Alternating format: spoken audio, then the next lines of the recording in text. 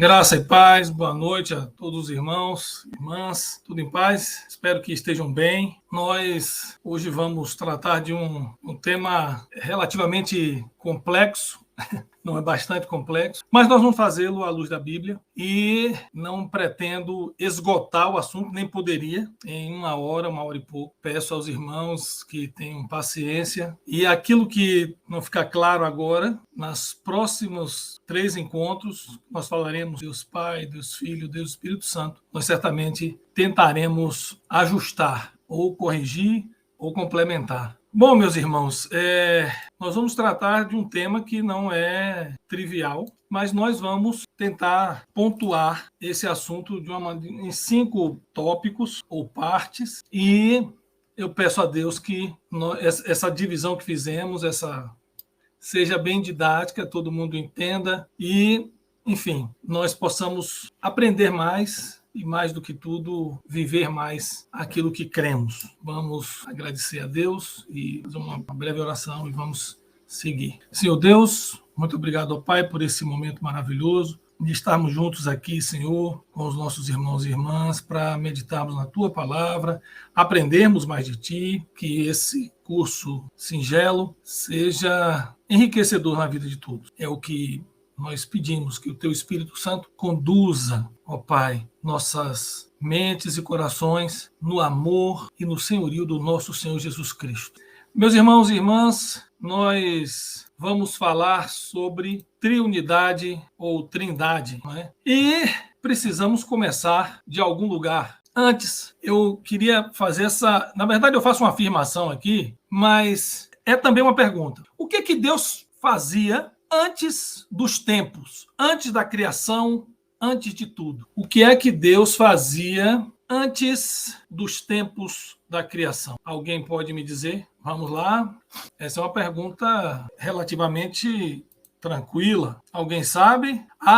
O Daniel Andrade disse sim, o Espírito de Deus pairava sobre a face das águas. Sim, essa é uma resposta. E, de fato, se nós olharmos a Gênesis, né, Bereshit, não sei como é que pronuncia direito, de fato, o Espírito de Deus pairava sobre as águas. O irmão Policarpo diz que ele governava o universo. É verdade também. É verdade. Mas se nós fôssemos tomar as passagens bíblicas de uma ordem cronológica, nós teríamos, claro, João 1, de 1 a 3, dizendo que no princípio era o Verbo, e o Verbo estava com Deus, o Verbo era Deus, todas as coisas foram feitas por ele, ou por intermédio dele, e sem ele nada do que foi feito se fez. Nós teríamos esse até anterior ao Gênesis, né? Então, num princípio anterior à criação, e você teria o Espírito pairando sobre as águas, perfeito. Até aí, tudo bem. Mas tem um texto em João 17, 24, que vale a pena a gente ler, que é a resposta que é dada pelo próprio Senhor Jesus. Pai, a minha vontade é que onde eu estou, estejam também comigo os que me deste, para que vejam a minha glória, que me conferiste, porque me amaste antes da fundação do mundo. Sim, o Espírito pairava sobre as águas. O irmão Douglas diz, Deus é eterno, deve ter feito muita coisa antes da criação do mundo. Sim, também, eu concordo com todas as respostas estão certas, na medida em que a gente olha para a Bíblia e olha para o nosso Deus Criador, e de fato, quando olhamos para o Deus Criador, ele pode ter feito muitas coisas. O Espírito pairava sobre as águas, como bem dito pelo pastor Daniel, ele ordenava as coisas, enfim. Mas esse texto nos dá uma pista muito boa. Voltando a ele, porque me amaste antes da fundação do mundo. Eu não poderia dizer que antes da fundação do mundo, antes dos tempos, o Espírito pairava, Deus existia apenas, mas a ação de Deus que a gente tem na Bíblia antes do início da criação é de amar. Ele amava, exatamente. Ele amava a quem? E aí, a IBSD Horizonte responde, ele amava? Sim, amava. Mas amava quem? Amava filho. Amava filho. E por que eu começo por aqui? Eu começo por aqui porque o irmão Ronê diz, Deus verdadeiro é Espírito e o Todo-Poderoso estava no seu trono nos céus. Ok, ele estava no seu trono, fazendo o quê? Só sentado? Não, ele amava o filho. O irmão Rodolfo diz, nós já existíamos no coração de Deus, né? Exatamente, ele amava o Filho. Mas por que eu estou colocando isso? Porque nós vamos falar de trindade ou triunidade e a nossa discussão não vai se ater apenas a querermos desvendar o ser de Deus, nem de compreender o ser plenamente, porque isso é impossível. Nós somos relativos, finitos, mortais, e Deus é absoluto, eterno. Ele sempre foi. Mas por que eu começo por aí? É muito fácil as pessoas aceitarem a ideia de um Deus que é amor. É verdade. Deus é amor. Essa é uma passagem bíblica clara. Deus é amor. O pastor Laésio lembrou do simpósio do Time Quixadá em que eu fiz essa pergunta há muitos anos atrás.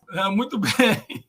Eu estava dando o curso de Trindade, esse foi um presente que o pastor Jonas me deu, ele me colocou como professor dessa disciplina, do Time, e eu começo por aí, e já digo por quê, nós temos uma hora e pouca, porque nós não temos tempo e não teremos história de vida suficiente para desvendarmos aquilo que Deus não revelou. E toda e qualquer discussão a respeito de Deus deve começar, primeiro, por quem ele é, na sua revelação. Quando as pessoas aceitam a ideia de que existe um Deus, quando aceitam, porque ainda tem isso, quando aceitam que Deus é amor. Ok, mas é muito difícil aceitar um Deus que é triuno ou trinitário, justo, juiz. É muito fácil aceitar um Deus que é amor, que fica distante de mim, que fica lá nos céus, e eu aproveito o texto de Isaías, citado pelo irmão Ronei Silvano, para dizer que muitas vezes o povo judeu enxergou Deus distante e não próximo, não Emanuel. Muitas vezes o povo judeu olhava para Deus como muitos outros povos olhavam para os seus deuses distantes e não um Deus próximo. E Deus, desde a sua revelação ao povo, se fez um Deus próximo. Deus é amor. Sim, ele é amor. E eu vou fazer uma afirmação antes de começarmos a mostrar todos os pontos a respeito da triunidade de Deus, dizendo o seguinte: Deus é amor, mas é amor porque ele é triuno ou trino. E eu estou tratando essas palavras como indistintas, porque trindade ou triunidade elas têm um sentido absolutamente parecido, as distinções são muito pequenas e dizem respeito a posicionamento teológico, que triunidade diz respeito à essência ou ser de Deus, ou no vocabulário teológico ontológico, disse que a existência de Deus é uma verdade primária ou fundamental. Perfeito, perfeito. Então, crer que existe um Deus é uma verdade primária e fundamental. E um Deus triuno que não se revelou abertamente triuno no Antigo Testamento, mas é um Deus trinitário nas suas ações, ou uma triunidade do ponto de vista do ser de Deus, e é uma triunidade na ação dele, né? E aí a gente pode falar em ontológico, econômico, enfim, mas não é esse o caso aqui. Nós temos somente uma hora e pouco. Fato, Deus se revelou. E ele é a causa de tudo.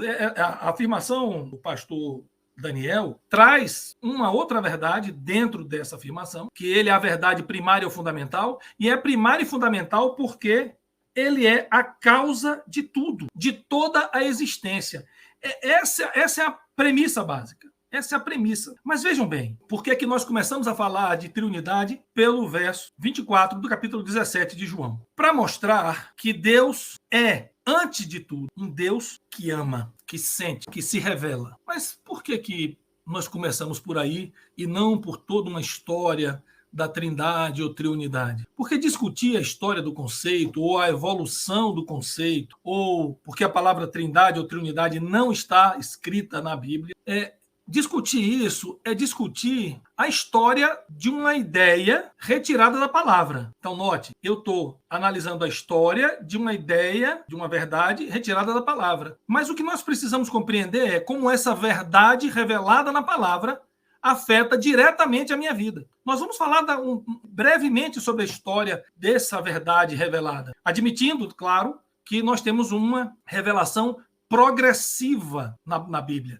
E isso não significa que a revelação anterior é descartada, é inútil ou obsoleta. Muito pelo contrário. Significa que, à luz da revelação do Novo Testamento, nós podemos enxergar a verdade já existente no Antigo Testamento. E se no Antigo Testamento nós encontramos alguns versículos passagens bíblicas que hoje nós entendemos como uma verdade clara sobre Deus triuno, nós podemos entender também que naquele tempo, nas circunstâncias do povo, não era tão simples para ele. E mais, nós podemos ver, a partir de João 17, 24, que Deus no Antigo Testamento também se revela como um Deus de amor, como um pai amoroso. Isso nós vemos também. Mas aí, eu quero agora pontuar duas coisas dentro dessa questão de o que é que Deus fazia antes. E dizer que existem duas formas de você enxergar Deus revelado na Bíblia.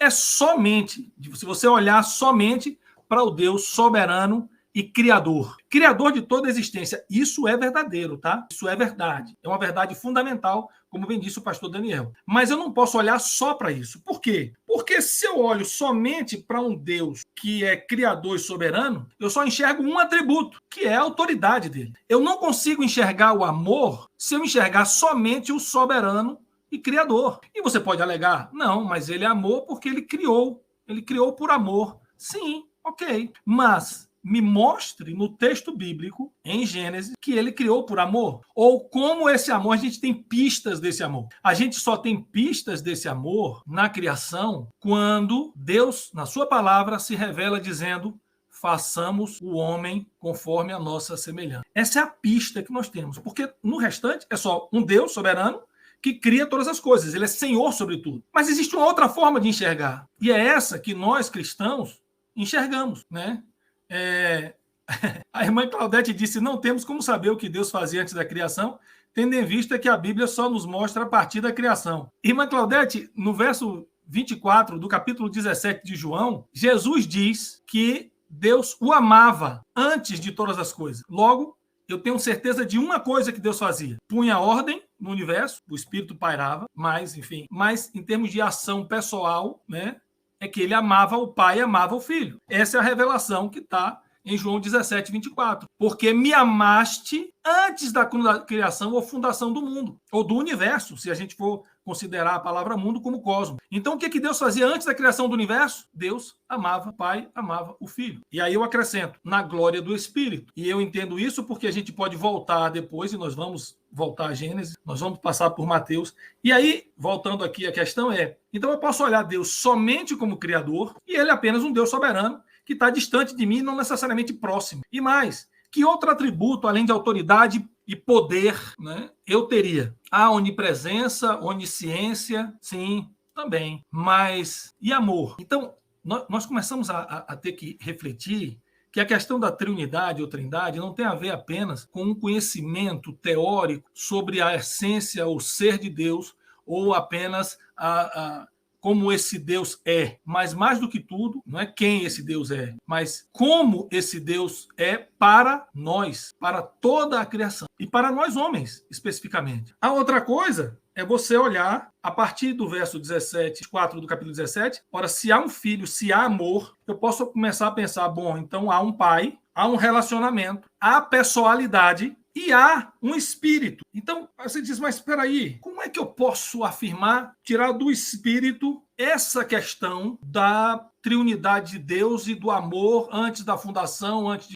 Então, vamos lá. Vamos voltar à Bíblia, vamos voltar à palavra de Deus, para o mesmo texto, primeiro João, mesmo livro, João 5:20, 5, verso 20, e a gente vai começar a pensar o seguinte: porque o Pai ama o Filho e lhe mostra tudo o que faz, e maiores obras do que estas lhe mostrará, para que vos maravilheis. Pois assim como o Pai ressuscita e vivifica os mortos, assim também o Filho vivifica aqueles quem quer. A pergunta é, qual é o poder e quem é que trouxe ressurreição ou vida aos corações e aos mortos? Você vai dizer, Deus. Por meio de quem? E aí nós vamos voltando à palavra de Deus, e aqui vai ser, vocês me perdoem, dessa vez vai ser muita Bíblia, porque eu não vou me arriscar a ficar especulando num assunto desse. Então, eu não vou fazer, jamais faria isso. E nós vamos para Mateus, capítulo 3, versos 16 e 17. Batizado Jesus, saiu logo da água, e eis que lhe abriram os céus, e viu o Espírito de Deus descendo como uma pomba, vindo sobre ele. E eis uma voz dos céus que dizia: este é o meu Filho amado, em quem me comprazo. Antes de passarmos para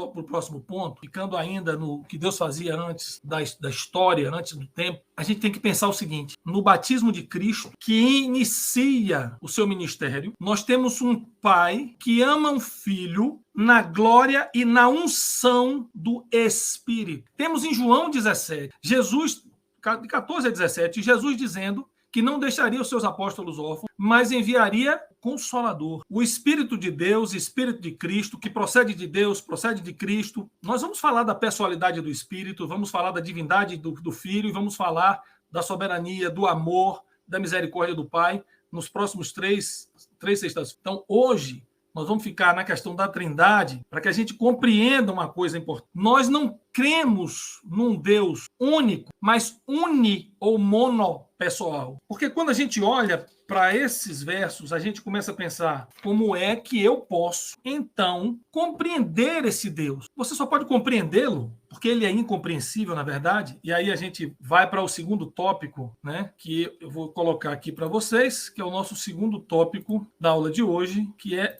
Deus é incompreensível e conhecido. E eu fico pensando, mas como é que ele pode ser incompreensível e conhecido? Veja só, nós temos um ponto a partir desse que nós começamos, com Deus é amor, e fazia antes da fundação do cosmos, do universo, ele amava o Filho. E temos a pista que o pastor Daniel colocou para a gente, como o Espírito pairando sobre as águas, como sendo a presença trinitária de Deus na criação do mundo, que a gente precisa de pronto resolver para que a gente siga sem problema. A questão é a seguinte: nós não conhecemos Deus a não ser na que ele se revela ou se revelou. E por que eu digo que ele é incompreensível? Porque Deus, no seu ser, no seu âmago, não pode ser conhecido por ninguém, já que ele é absoluto e eterno. E eu estou assumindo isso. Nós vamos tratar de cada atributo de Deus e daquilo que ele revelou da sua essência nas próximas 3 aulas. Mas vejam bem, o que eu posso conhecer desse Deus que se revela para mim? Eu tenho, claro, aquilo que ele se deu a conhecer na sua revelação geral. Na sua revelação geral, eu já tenho claramente que ele é um Deus que nos mostra quem ele é à luz da sua palavra. Simples, nós não vamos agora ainda em Gênesis, tá bom? Vocês vão ter paciência porque eu vou fazer esse ponto Novo Testamento e Antigo Testamento. Nós vamos para a carta aos Romanos, no capítulo 1 e versos 19 e 20, que a gente precisa entender algumas coisas antes. Diz assim: porquanto o que Deus se pode conhecer, veja bem, o que de Deus se pode conhecer, porque existem coisas que a gente não pode conhecer, tá? A gente não vai conhecer. É manifesto entre eles, porque Deus lhes manifestou. Porque os atributos invisíveis de Deus, assim como seu eterno poder, como também a sua própria divindade, claramente se reconhecem desde o princípio do mundo, sendo percebido por meio das coisas que foram criadas. A palavra nos diz que Deus se revela, e todas as coisas criadas já revelam o seu poder, a sua autoridade e a sua presença e existência como verdade fundamental. E aqui eu estou resgatando o que disse o pastor Daniel, como uma verdade fundamental e primária, básica, como premissa. É indiscutível que as pessoas creem em algum Deus, né? Mas que há um Deus, certamente há. E a gente precisa agora pensar o seguinte: bom, mas então em que medida ele é incompreensível?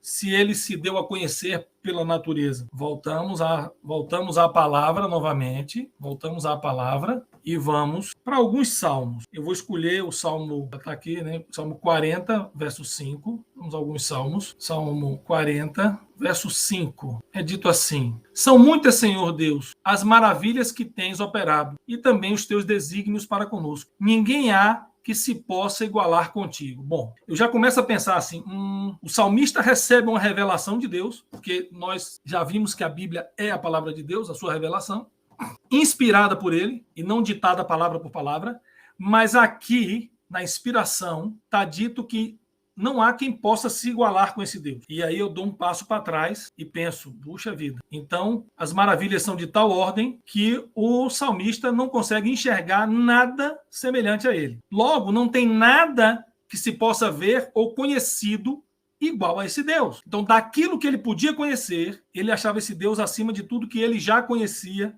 ou que podia caber na mente do salmista. Vamos a um outro texto também de Salmos. Vamos para o Salmo 139, verso 6. 139, verso 6, que diz da seguinte forma: Tal conhecimento é maravilhoso, demais para mim. É sobre modo elevado, não o posso atingir. E ele está falando que Deus sonda os corações, Deus sabe quando ele se assenta, quando ele levanta, de longe penetra os meus pensamentos, esquadrinha meu andar, o deitar, o conhecer todos os caminhos. A palavra ainda não me chegou à língua e tu, Senhor, já a conheces toda. Então ele já começa a falar dos atributos de Deus e mais. O salmista fala de um Deus que se aproxima dele, que sonda o coração, que conhece o coração, fala do atributo da onisciência, da onipotência, fala de um Deus que penetra e esquadrinha o andar do homem, portanto, está mais próximo do que distante. Não é apenas um Deus criador, mas um Deus que está com o salmista e que conhece até a palavra que ainda não chegou à boca. E cerca o salmista de uma forma protetora, cuidadosa, é como alguém que está ali ao lado dele, por trás, por diante, e sobre mim põe a mão, quer dizer, é um Deus que se aproxima, e tal conhecimento é maravilhoso demais para mim, sobre modo elevado, não posso atingir. Ora, vejam só, Deus se revelou para este salmista, que é um cântico de Davi, um salmo de Davi, e ele diz que esse Deus que se revelou para ele, ele não consegue compreender plenamente. Ele conhece, porque esse Deus está presente na vida dele. Eu não fui para o Gênesis e para a caminhada do povo no deserto ainda, porque é importante que a gente note que lá no deserto, todo mundo sabe, Deus se manifestava visivelmente na nuvem, na coluna de fogo, Deus se manifestou na sarça, enfim, com milagres, fala e Moisés ouve audivelmente, escreve com o seu próprio dedo os mandamentos, tudo isso está ok. Tem toda a chamada teofania, né? Deus se manifesta como o anjo do Senhor e tal, a gente tem tudo isso. Mas a ênfase que nós vamos dar hoje aqui é nesse Deus que não é apenas Senhor, não é apenas Criador, não é apenas autoridade, mas um Deus que se aproxima do homem, que entende o homem, que busca a salvação daquele que o ama, e mais, ama primeiro, ainda tem isso, e é um Deus que, a despeito de ter se revelado, ele é incompreensível, mesmo àqueles para quem ele se revelou. Por quê? Porque o ser, o ama, é impossível de conhecer. É isso que está escrito na Bíblia. Veja, eu não estou aqui a discutir uma história do pensamento teológico, e a gente não vai fazer isso, mas quem quiser se aprofundar, existem muitos livros, eu tenho esse Doutrina de Deus, do Frame, tem uma teologia sistemática reformada do Bick, tem esse livrinho aqui, ó, pequenininho, maravilhoso, chama-se Deleitando-se na Trindade, é do Michael Reeves. Esse livrinho aqui é fantástico, e a ênfase dele é exatamente essa. Ele faz 3 perguntas na contracapa do livro. Por que Deus ama? A resposta: porque é uma trindade. Por que podemos ser salvos? E ele responde: porque Deus é uma trindade. Como somos capazes de viver a vida cristã? Por meio da trindade. Eu estou dando para vocês as perguntas e as respostas para vocês compreenderem que nós aqui hoje, nessa uma hora e pouca, precisamos olhar para o texto sagrado e enxergar esse Deus triuno que preza pelo relacionamento, que compartilha o amor com o homem. E foi isso que a gente colocou lá na nossa chamada sobre a triunidade, e está na declaração de fé da Conferência Americana Batista do Sétimo Dia, que está na declaração de fé da Igreja Batista do Sétimo Dia aqui no Brasil, porque ainda que não esteja exatamente igual, explícito, mas quando você vai ler o texto sobre Deus, Pai, Filho e Espírito Santo, você vê que uma das coisas que está presente em todo o estudo, os textos na declaração de fé, é desse Deus que ama, desse Deus que compartilha, desse Deus que quer salvar o homem, não é? E veja só, e vamos agora para um outro salmo, Salmo 145:3, só para reforçar essa questão de que Deus é conhecido, mas incompreensível. 145:3 diz assim: grande é o Senhor, assim, exaltar-te-ei, ó Deus, meu e Rei. Bendirei o teu nome para todo sempre. Todos os dias bendirei e louvarei o teu nome. Bom, ele sabe, ele conhece esse Deus de alguma maneira. Conhece, claro que conhece. Ele está louvando para todo sempre. Grande é o Senhor. Então ele conhece. Muito digno de ser louvado. Conhecimento. A sua grandeza é insondável. E aqui eu vou parar no insondável.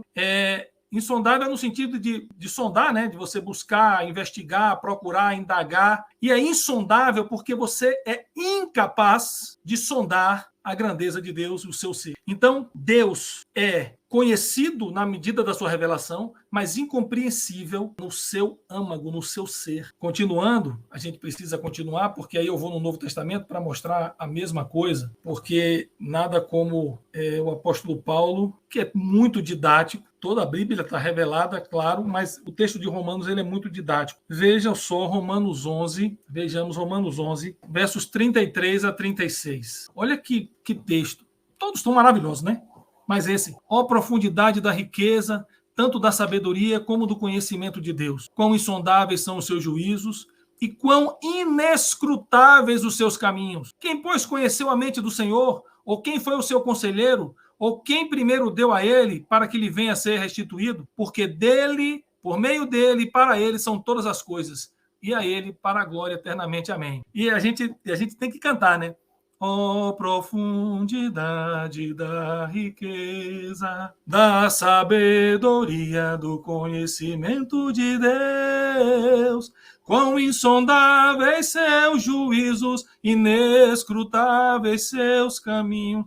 Quem conheceu a mente do nosso Senhor? Oh, quem primeiro deu a ele, depois recebeu. Porque dele, por ele, para ele são todas as coisas. Oh, e aí por aí vai, antes que eu desafine, né? Mas, então, você nota o seguinte, aquele criado aos pés de Gamaliel, e essa cantoria aqui não estava no script da aula não, tá? Mas a questão é, nós vemos o apóstolo Paulo, que conhece Deus, Deus se revela para ele, dizer que são insondáveis os caminhos, são insondáveis e incompreensível a mente. Claro, não podemos, sim, Edson, o Isaías, né? O barro não pode dizer o que o oleiro exatamente.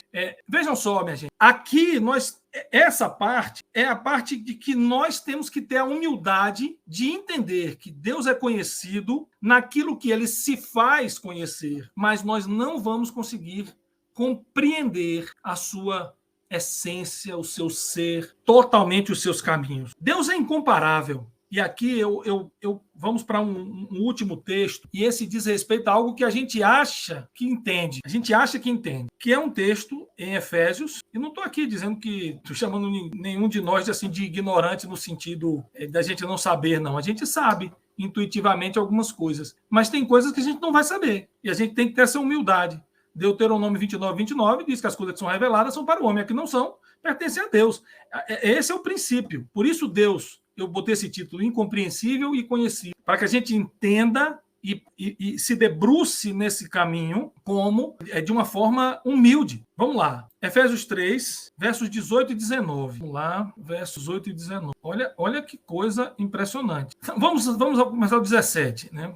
Desculpe, vamos começar do 14. Por esta causa me ponho de joelhos diante do Pai, de quem toma o nome toda a família, tanto no céu como sobre a terra, para que, segundo a riqueza da sua glória, vos conceda que sejais fortalecidos com poder mediante o seu Espírito. Então, vamos lá. Ele ora e está de joelho do Pai, para que você receba, mediante o seu Espírito no homem interior, e assim habite Cristo no vosso coração pela fé, estando vós arraigados e alicerçados em amor. Então ele fala da triunidade de Deus. E olha do papel da triunidade na salvação, a fim de poderdes compreender com todos os santos qual é a largura e o comprimento e a altura e a profundidade. Aí veja, daquilo que nós podemos conhecer, né? Largura, comprimento, altura, profundidade. Conhecer o amor de Cristo, que excede todo entendimento.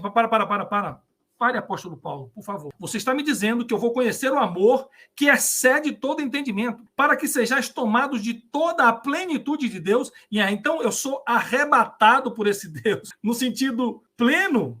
Vejam só, a conclusão que eu posso chegar, que óbvio, eu busquei nos estudos, nos teólogos, etc., é de que mesmo a salvação que nós conhecemos, sabemos que Deus atua como ele atua, sabemos do sacrifício de Cristo, sabemos de tudo isso. Mesmo a nossa salvação é incompreensível plenamente, né? Ou seja, é incompreensível, a gente não consegue compreender plenamente como ela se dá na mente de Deus. E não conseguimos compreender plenamente porque a gente ainda não completou isso. A gente ainda não chegou na glorificação. O que nós sabemos está revelado na palavra. Mas, e compreendemos e sabemos até aqui, a altura, profundidade e largura, nós sabemos. Nós sabemos que somos salvos pela graça, mediante a fé. Isso não vem de nós, é dom de Deus. Não por obras, para que ninguém se glorie. Porque somos feitura dele, criados em Cristo Jesus para as boas obras, as quais ele preparou para que andássemos nela. Então, nós sabemos que a salvação é pela graça, sabemos que a fé vem dele, que a graça vem dele, a salvação vem dele,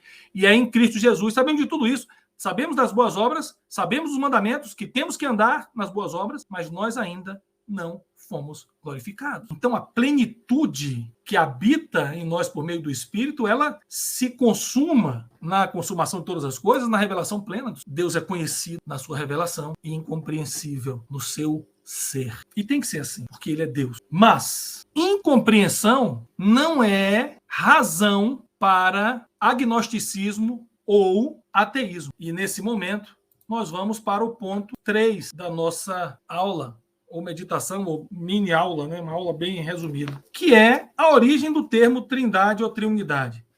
Aqui vocês vão me permitir usar alguns livros, né? Vocês vão me permitir, eu vou usar porque a gente precisa... É uma fonte histórica e uma fonte teológica importante. Vejam só, nós começamos perguntando e afirmando, depois respondendo, o que é que Deus fazia antes da fundação do cosmos, do universo. Seguimos no sentido de que ele é um Deus conhecido, mas incompreensível. Incompreensível, nós não conseguimos compreendê-lo plenamente, claro, não vamos. Mas a gente precisa entender por que essa questão da triunidade ou trindade surge. E ela está absolutamente vinculada ao primeiro ponto, e tem a ver com Cristo Jesus. Tem a ver com aquilo que a gente falou lá no começo, em que existem duas formas de você enxergar a Deus e a sua revelação, e uma é incompleta e a outra é plena, porque dá sentido ao conceito. A primeira é somente ver a Deus apenas como Criador e soberano. A outra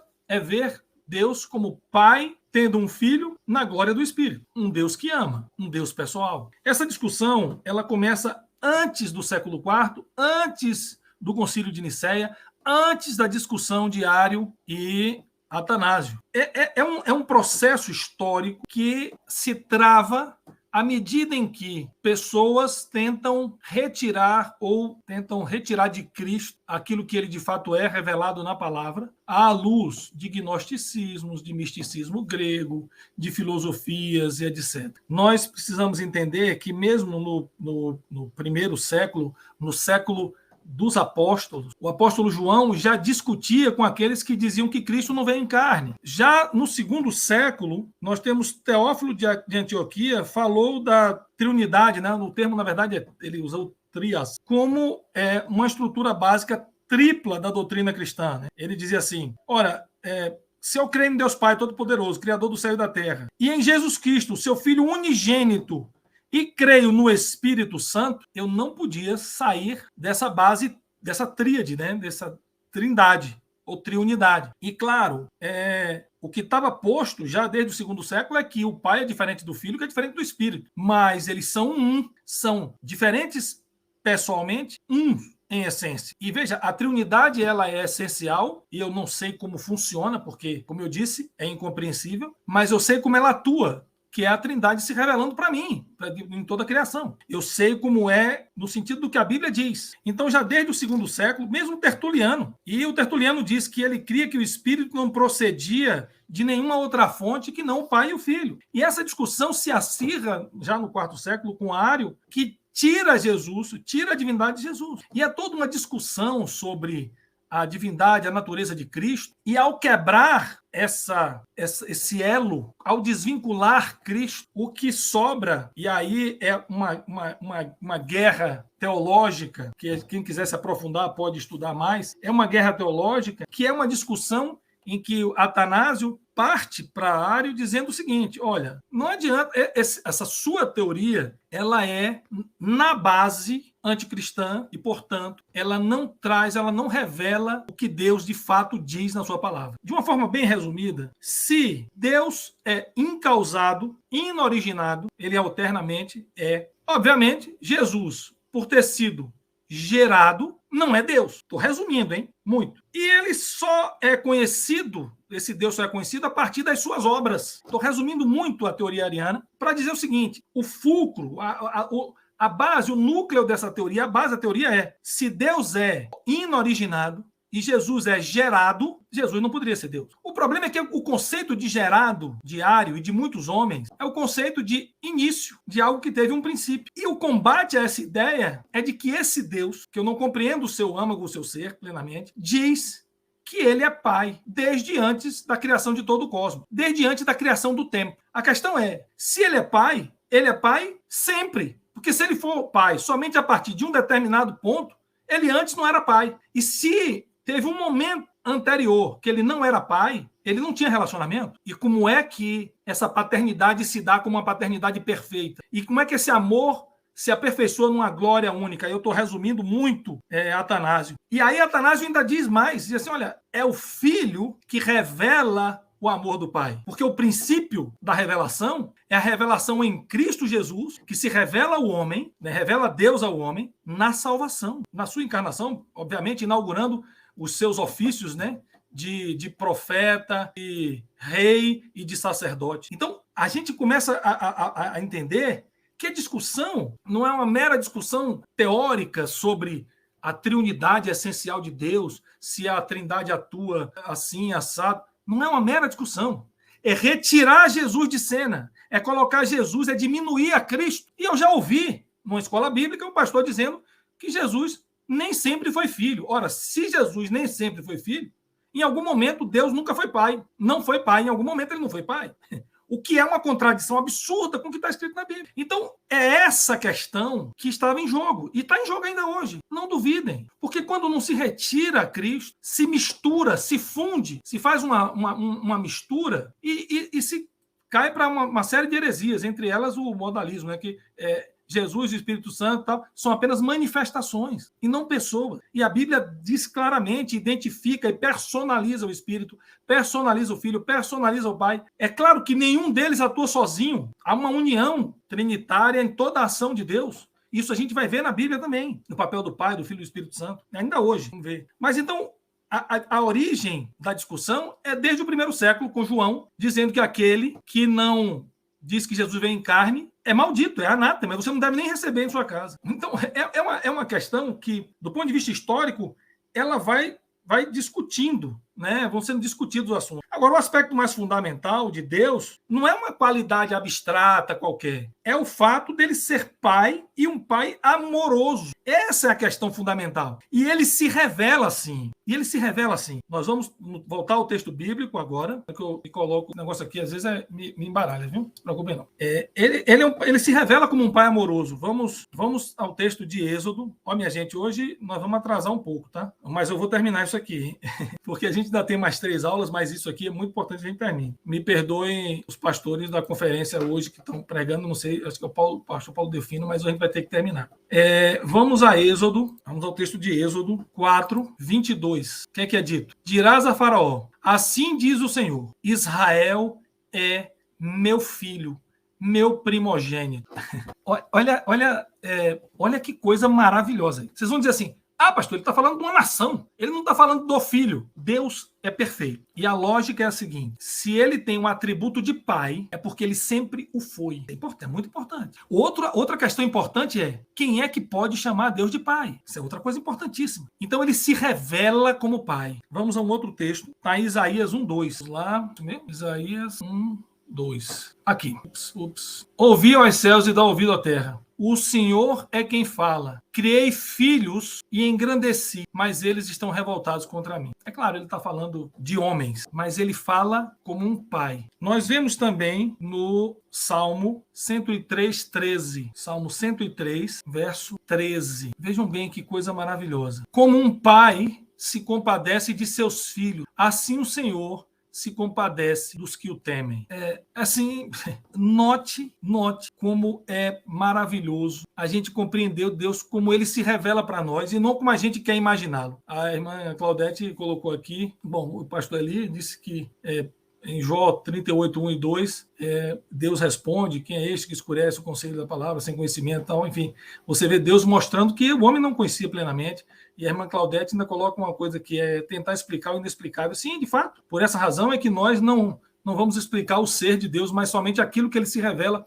E é por essa razão que a gente está só no texto bíblico. É exatamente, irmã Claudete, você foi no ponto. Ninguém tenta explicar a triunidade no seu âmago, no seu ser. É inexplicável, porque é incompreensível. Mas aí vejam só, Deus se mostra Pai e sempre Pai. Olha, gente, tanto na criação quanto na obra de salvação, Deus se revelou para nós. E aqui nós vamos para um outro ponto da nossa aula, é de que Deus sempre se revelou. E ele se revelou de uma maneira clara para todos. E a gente não pode esquecer que Deus, ao se revelar, ele fez de modo suficiente para que o homem o conhecesse naquilo que ele queria que o homem conhecesse. Um Deus soberano, criador, salvador, amoroso, presente na vida do homem. E todos os seus atributos. Não tem como a gente discutir a essência de Deus, mas nos cabe enxergar a sua revelação. E ele se revelou de tal ordem, de tal maneira, que nós precisamos entender algumas coisas. Não é suficiente para a nossa salvação eu ter uma visão vaga de Deus, ou até antibíblica, né? A gente deve sustentar a nossa fé em Deus. Deus é nosso Pai, o Filho é o nosso Redentor e o Espírito Santo é o nosso santificador e consolador. Porque foi isso que Cristo disse aos seus apóstolos. Essa é uma frase de um teólogo inglês, William Perkins. A gente precisa entender isso. É só isso que a gente precisa entender. Porque, na verdade, o elo entre a triunidade de Deus e o Evangelho é Cristo. Por isso a série anterior era Senhorio de Cristo e Vida Cristã. É Cristo. É Cristo que é o diferencial da nossa fé para a fé dos judeus, ou dos muçulmanos, ou de qualquer outra. Esse é o diferencial, é crucial isso. Nós somos cristãos por isso, porque cremos num Deus triuno, Pai, Filho e Espírito Santo, um Deus que nos ama, que entrega seu Filho para a salvação de todo aquele que crê. E mais, um Espírito que não só regenera, mas que convence do pecado, da justiça e do juízo. Em toda a criação, Deus opera triunitariamente. Pai, Filho e Espírito Santo. Vamos para, mais uma vez, um texto bíblico, vamos para Gênesis 1. E aqui é que o pastor Daniel citou uma verdade fundamental e a gente vai para ela. Gênesis 1, verso 1. No princípio criou Deus céus e terra. A terra, porém, estava sem forma e vazia.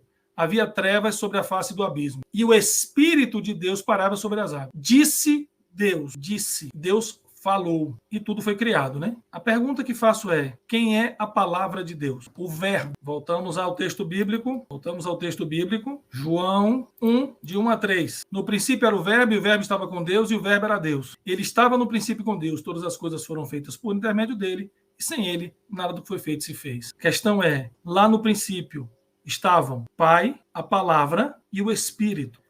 Deus se revela em unidade, e aqui a gente tem que invocar o Shema. Ouve, ó Israel, o Senhor Deus é único, ou um. E a gente consegue enxergar que no Shema, Deus está revelando a sua unidade e senhorio, sua autoridade, o seu poder, e na criação e na salvação, a sua triunidade. É isso que a gente tem da palavra. E a gente não tem mais nenhuma outra especulação a fazer. Nós temos no Shema Deus se revelando como único, porque não há nenhum Deus, não há outro que não ele, como ele se revela no primeiro mandamento, e ele se revela na criação e na salvação como um Deus triuno. A gente precisa entender isso. Em Gênesis 1, 26, façamos aquela história do plural majestático. Eu não posso dizer explicitamente que aquilo ali está falando de triunidade de Deus, mas a palavra Elohim, ela é complexa quando a gente vai para o Shema, e vamos voltar no Shema, vamos voltar aqui ao Shema, né, que não é, eu sempre erro aqui o lugarzinho, vamos voltar no Shema, Deuteronômio 6:4. Olha, gente, eu sei que não é meio cansativo até essa quantidade de versículos, mas é importante que a gente esteja na Bíblia o tempo todo, senão a gente se perde, vai começar a especular. Ouve, Israel, o Senhor Deus é único, e a palavra aqui não diz só um, como número, mas sobre todos, primeiro, né? Um, no sentido de único, né? O Echad, ele pode ser também traduzido como único. Senhor. E aqui, Yehová, Yahvé, o Yahweh. E aqui, Yehová, Yahweh. E aqui, Yahweh, é o nome de Deus. Ele é o único Senhor. Então, o que nós temos é um Deus que se revela único no seu senhorio e triuno na sua manifestação, na sua essência, triuno na criação e antes dela, triuno na salvação do homem. Essa é a questão. Essa é a questão. A gente fica, às vezes, trabalhando... Ops, caiu aqui. A gente fica trabalhando muitas questões, mas a questão é mais simples. Mas o que isso tem a ver, e aí vamos para o último ponto, é sobre a ação desse Deus único e trinitário na vida do cristão, na minha vida e na sua vida. Quando formos falar do Pai, do Filho e do Espírito Santo, a gente vai falar em outras tantas passagens que mostram não só atributos e características de Deus Pai, Deus Filho e Deus Espírito Santo, mas a unidade dele, a simplicidade dele. E eu coloquei o Shema, e aqui nós temos o pastor Daniel, que é um homem mestrado em hebraico, é que Deus revela o seu senhorio, o seu poder, a sua autoridade no Shema. E veja só, nós vamos também tratar disso na próxima aula. Há uma discussão sobre a evolução das histórias das religiões, nós vamos discutir isso na próxima aula, que simplesmente tenta colocar no judaísmo e no cristianismo o mesmo padrão das outras religiões, dizendo que o judaísmo foi animista, essas bobagens, mas não vamos tratar disso agora. Mas o fato é que nós precisamos entender que na revelação, Deus se revela como único no seu senhorio, na sua autoridade, no seu poder, mas ele se revela triuno na criação, se revela triuno na salvação. E por essa razão é que nós cristãos temos que entender como é que esse Deus único e trinitário atua na minha vida. Então, eu vou ser bem rápido. Nós vamos aqui pensar numa carta que todos conhecem, a carta do apóstolo Paulo à igreja de Roma. Nós vamos passar bem rápido alguns trechos e a gente vai ver o seguinte. Vamos lá. Romanos 1, de 1 a 3, ele se revela, capítulo 1, verso 1, né? Paulo, servo de Cristo, chamado apóstolo separado para o evangelho de Deus, o qual foi por Deus outrora prometido por intermédio dos profetas, Sagradas Escrituras, com respeito a seu filho, o qual, segundo a carne, a descendência de Davi, designado filho e tal. Do capítulo 1, desse verso 1, aqui, parte de Deus, nosso Pai e Senhor Jesus Cristo. Daqui até o capítulo 3, verso 20, nós temos um Deus e o seu juízo. Nós temos o juízo de Deus. Do capítulo 3... verso 21, vamos lá, mais adiante, Romanos, capítulo 3, verso 21, até o 7, capítulo 3, verso 21, até o 21, mas agora sem lei se manifestou a justiça de Deus, testemunhada pela lei e os profetas, e ele vai discorrer sobre a salvação em Cristo Jesus. Então, do capítulo 3, verso 21, até o 7, 25, Deus justifica o homem pela obra expiatória de Cristo. E nós temos, em Romanos, capítulo 8, do verso 1 ao 39, nós temos a liberdade e a segurança no Espírito. E mais, vamos para a carta aos Efésios. Vamos à carta aos Efésios. Capítulo 1 de Efésios. Esse meu softwarezinho aqui, às vezes, ele dá um probleminha, viu? Efésios, capítulo 1. Prestem atenção sobre a atuação da Trindade na salvação do cristão. No verso 1 até o verso 14. Aqui. Paulo, apóstolo de Cristo, por vontade de Deus, aos santos que vivem em Éfeso, né? A vós outros e pais da parte de Deus, nosso Pai, e do Senhor, e aqui a palavra Kyrios, que é o mesmo Adonai, Jesus Cristo. Adonai era uma palavra que era usada somente para Deus, tá? Bendito o Deus e Pai do nosso Senhor Jesus Cristo, que nos abençoou com toda sorte de bênção espiritual nas regiões celestiais em Cristo. Então nós temos o Pai, temos o Filho, e assim nos escolheu antes da fundação do mundo, para sermos santos e irrepreensíveis, em amor, nos predestinou para a adoção de filhos, por meio de Jesus Cristo, segundo o beneplácito da sua vontade, para louvor da glória e para a redenção do seu sangue. E aí ele vai falando. E aí chega aqui, e vamos lá. E ele diz, sabendo que o Cristo também... Aí vem, fostes, então, Deus Pai, salvos em Cristo, selados com o Espírito Santo da promessa, o qual é penhor da nossa herança, até o resgate da sua propriedade em louvor da sua glória. A pergunta aqui que faço já nesses minutos. 6, 4 e 5, é verdade. Pastor Daniel, é verdade. Deuteronômio 6, 4 e 5.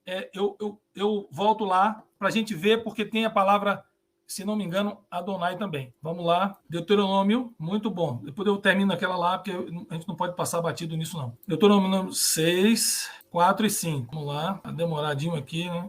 4 e 5. Aqui. Rapaz, minha internet tá bem ruimzinha, viu? E meu softwarezinho aqui também tá bem ruimzinho. Tá? Louvado seja Deus. Deuteronômio 6. Vamos lá. Tá bem ruimzinho aqui, viu? Deuteronômio 6, 4 e 5. Vamos lá. Não sei porque ele tá assim. 4 e 5, né?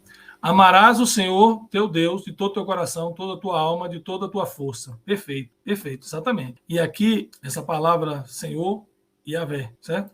Mas voltando a Efésios. Em Efésios, nós vimos que, pelo beneplácito do Pai, que nos predestina a ser salvos em Cristo Jesus e selados no Espírito. Nós temos um Pai amoroso em João 3,16, porque Deus amou o mundo de tal maneira que deu seu Filho unigênito para todo aquele que nele crê, não pereça, mas tenha vida eterna. Ora, se nós não olharmos para o Evangelho e enxergarmos a triunidade, nós não enxergamos a salvação. Se nós não olharmos para o Evangelho, tanto no Antigo quanto no Novo Testamento, o proto-evangelho em Gênesis e o Evangelho no Novo Testamento, e não enxergarmos o Pai, o Filho e o Espírito Santo, nós não estamos enxergando a ação de Deus em seu Filho por meio do Espírito também, que nos convence do pecado, da justiça e do juízo. É um Pai amoroso, um Filho redentor que morre por mim e por você, que é nosso Senhor também. E um Espírito que nos convence do pecado, da justiça e do juízo. E que o Senhor Jesus diz que será nosso Consolador. E nós vamos explorar esses versículos quando falarmos do Pai, do Filho e do Espírito Santo nas próximas 3 aulas. Não podemos entender o cristianismo sem a Trindade de Deus. E nós vemos, insistentemente, irmãos questionando a Trindade e criando toda sorte de maluquice, né? Tem coisas que não têm sentido, né? Querer decifrar a Trindade com a lâmpada, a energia e a luz, o ovo, que é a casca, a gema e a clara. Esqueça, como disse a irmã Claudete, muita irmã Claudete, é tentar explicar o inexplicável.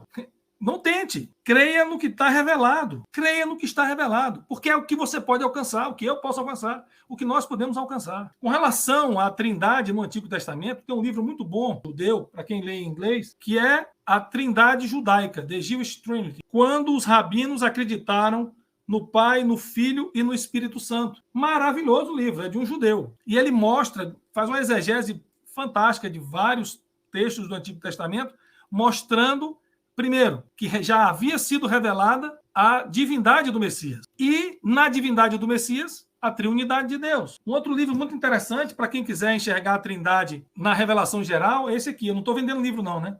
Vestígios da Trindade, do Peter Leithart. Em português, esse é da editora Monergismo também. Meus irmãos, debruçar-se sobre esse tema é compreender a essência da fé cristã, o fundamento da fé cristã em Cristo Jesus. Nós tivemos problemas de toda a ordem. Na nossa igreja teve gente que debandou, saiu da igreja porque passou a crer num unicismo que eu não entendo. Não é? Porque o fato de Deus ser único, ser simples, no sentido de ser singular, não significa que ele não possa ser triuno ou tripessoal. Mateus 28, 19 é maravilhoso. É um outro texto importantíssimo para a gente. Né? É um outro texto importantíssimo. E olha só a questão fundamental aqui em Mateus 28, 19, que é o que o Pai, o Filho e o Espírito Santo também fazem por nós. Ide, portanto, fazer discípulos de todas as nações, batizando-os em nome do Pai, do Filho e do Espírito Santo, ensinando-os a guardar todas as coisas que vos tenho ordenado. E eis que estou convosco. É um Deus conosco, todos os dias até a consumação do século. A pergunta que faço, Jesus está conosco? Resposta, sim. Como? Por meio do Espírito Santo de Deus. Pelo seu Espírito, o Espírito de Cristo, o Espírito de Deus. O Espírito Santo procede do Pai e do Filho. E aqui não há hierarquia. Essa funcionalidade da Trindade é outra discussão teológica interminável. Mas hoje aqui, o que precisamos ter nos nossos corações e mentes é que esse Deus triuno é um Deus de amor. Nós temos um Pai amoroso que nos ama a ponto de entregar o seu Filho, que também nos ama a ponto de se entregar por nós, que nos redime de todo o pecado, que cumpre a justiça do Pai, que extingue o pecado daqueles que creem, pela unção do Espírito. E nós temos um selo, um penhor, que é o Espírito Santo, até o dia da consumação. Essa é a triunidade que precisamos colocar os nossos corações e mentes. E não discussões infrutíferas ou teses mirabolantes. Já temos muito material para estudar de forma profunda e séria se quisermos compreender toda a evolução do conceito, toda a discussão e todos os conceitos que estão por trás de tudo aquilo que a gente está dizendo, simplificando nesse amor trinitário, nessa salvação, nessa recriação do Pai por meio do Filho com o Espírito Santo, atuando em nossos corações. Próxima sexta-feira, vamos falar de Deus, o Pai. E espero que todos tenham a compreensão de que nós estamos lidando com um Deus que ama acima de tudo. Ele ama. Note que Deus ama a Cristo antes da criação do cosmos, do universo, e nos ama. E aí eu vou usar o irmão Rodolfo, que disse isso lá atrás, e eu fiquei quieto, deixei e guardei. Nos ama porque Cristo é o Cordeiro morto antes da fundação do mundo.